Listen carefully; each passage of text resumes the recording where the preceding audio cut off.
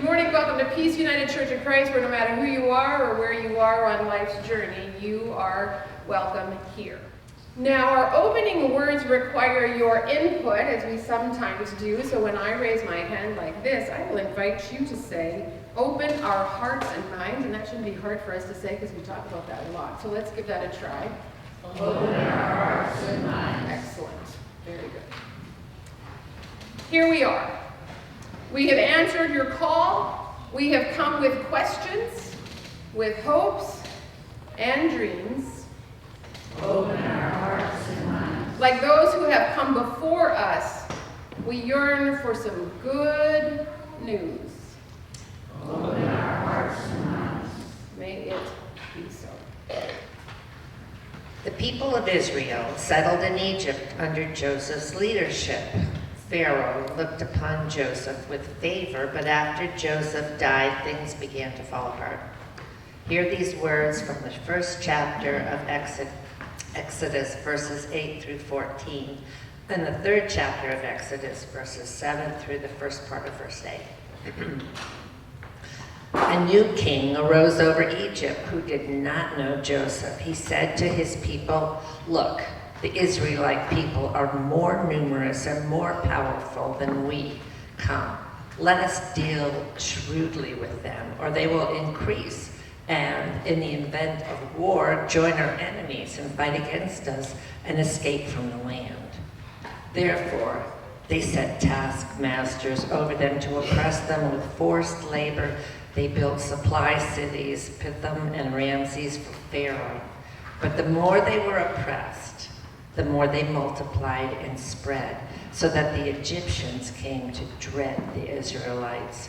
The Egyptians became ruthless in imposing tasks on the Israelites and made their lives bitter with hard service in mortar and brick and in every kind of field labor.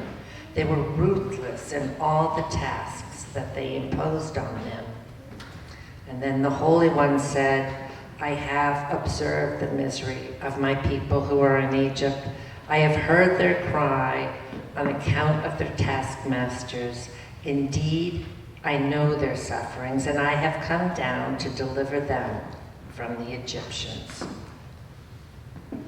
And let us also be reminded of the words from the beginning of the world. It began as a formless void, and darkness covered the face of the deep, while a wind from God swept over the face of the waters. And then God set about creating. And after 6 days, God's work was done. Hear these words from Genesis 2, 1 through 3. Thus the heavens and the earth were finished, and all their multitude. And on the seventh day, God finished the work that God had done, and God rested on the seventh day from all the work that God had done.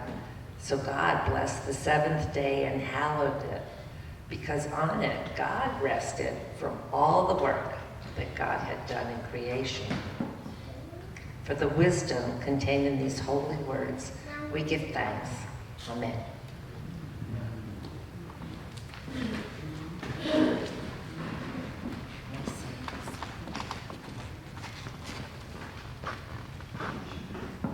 Have compassion for everyone you meet, even if they don't want it.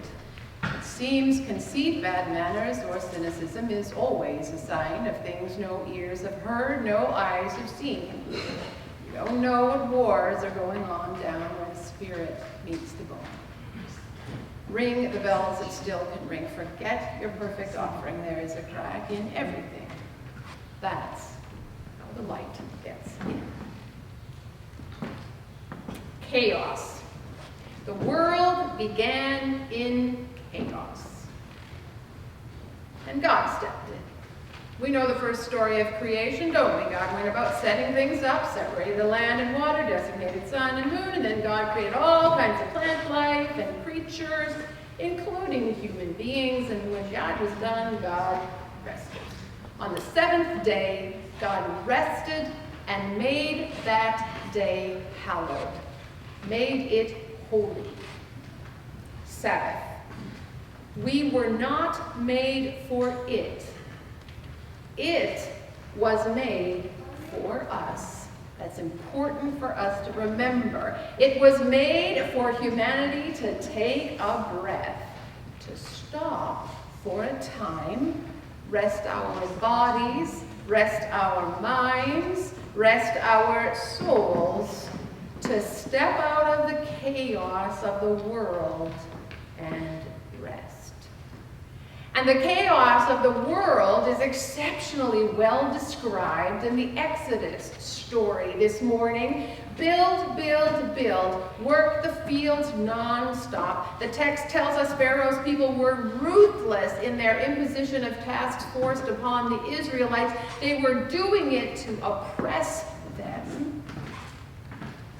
The Israelites' world was in chaos. And God stepped in. God stepped in and went about setting things up to liberate the people of Israel from an oppressive system. Introduced locusts and frogs, flies and boils, hails and fire to shake up the oppressive system. God made a path through the sea. God took the Israelites out of Egypt and through the wilderness. And there, on a mountain, God gave Moses some instructions. And one of those instructions was about honoring the Sabbath. It was holy. It was a sacred time, a time to rest body and mind and soul. Sabbath. We were not made for it. It was made for us. It invites us to step away from the chaos of the world and not be bound by all the rules that our society and culture has created. This notion of rest is a radical notion in a capitalistic society where human beings are encouraged, some might say demanded, to go 100 miles an hour all the time in order to get ahead. We must do more so we can have more, so we can be more, be somebody, have that thing, that expensive car that gives us status in society we desire, those shoes or clothes that will render us cool and in style, the house in the cherished zip code with the right number of bedrooms and bathrooms that will solidify our image and place, the right school providing honor and high regard, the promotion that will bring us renown and power. Always, well, as Walter Brueggemann says, push to achieve, accomplish, perform, possess, consume. Now, resting, never resting, always moving, climbing, stepping on and over people to get to the top, to show we are significant, supreme, taking care only of ourselves and what is ours. Living with the individualistic and self-serving, pulled up by my own bootstraps attitude and diminishing, perhaps even hurting, anyone who stands in the way of what we believe we deserve. Then, looking down with disdain on anyone who asks for our help, wondering why they don't get a job, dress better, find a place to live, try harder, never pondering if our upward mobility required our foot on their back to get there. Instilling in our children the same drive and attitude by teaching to test and frantically chauffeuring them around from one practice to another to participate in the extracurricular activities necessary to get into the best college so they too can get ahead, so they too can step into the chaos of the world that is the world that we live in. Doesn't it make you tired just thinking about it? About the chaos in the world, in our systems, and in our own minds and souls, living into a mantra of don't stop, don't stop, don't stop. We might not have Pharaoh pushing us, but the system and society we live in is no less demanding. It oppresses our bodies and minds and souls.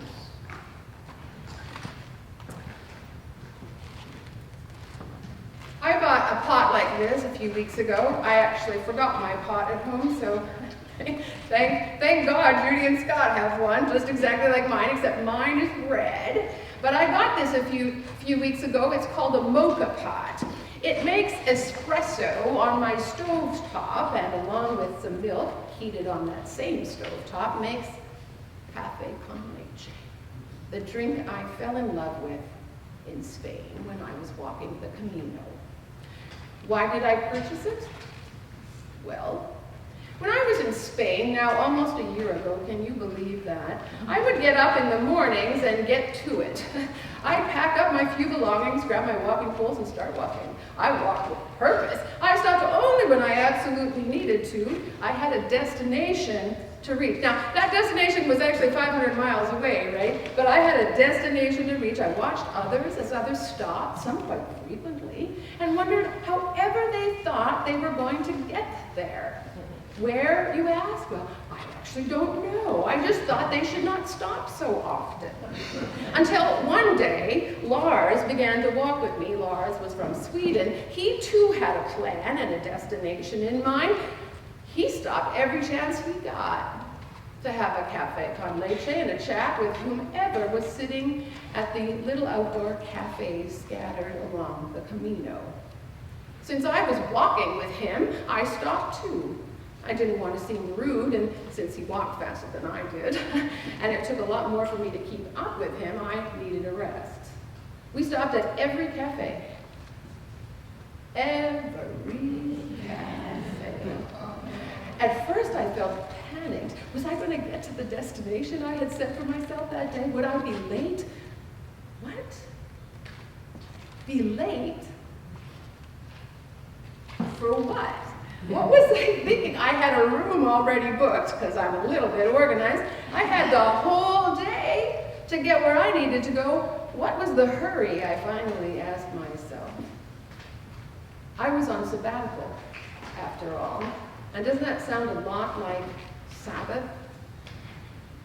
From that day on, I took my time.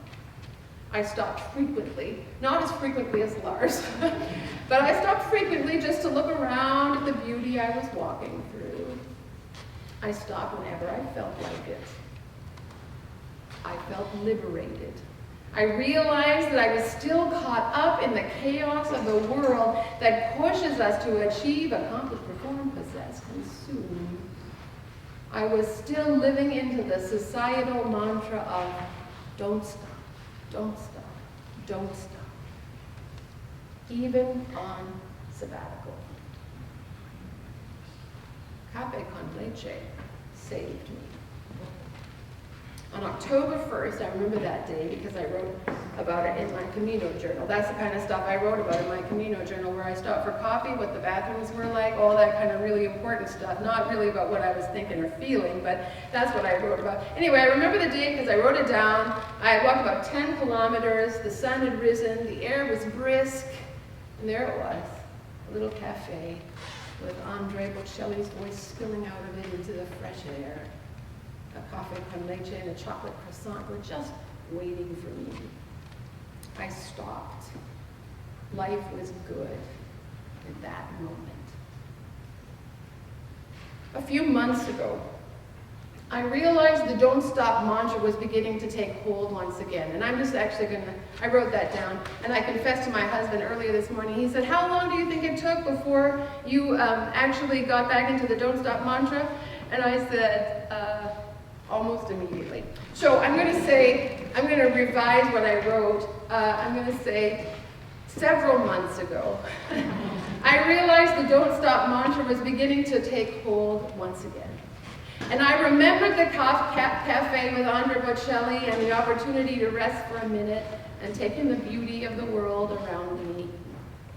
And finally, I became desperate to get that feeling back. It seems a silly thing that a coffee pot could help. But I will tell you, Cafe con leche has become a symbol of Sabbath for me. Each morning, I take the time to make it. Preparation takes all my concentration.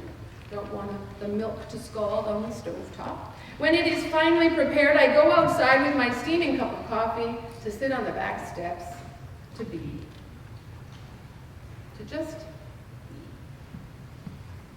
Here's what I saw yesterday morning. Birds everywhere. In my backyard now stand 3 bird feeders I received from Joanne from her backyard. I accept accepted them along with some bird feed, not because I was crazy about birds, Joanne, but because I knew Joanne wanted them to find a home.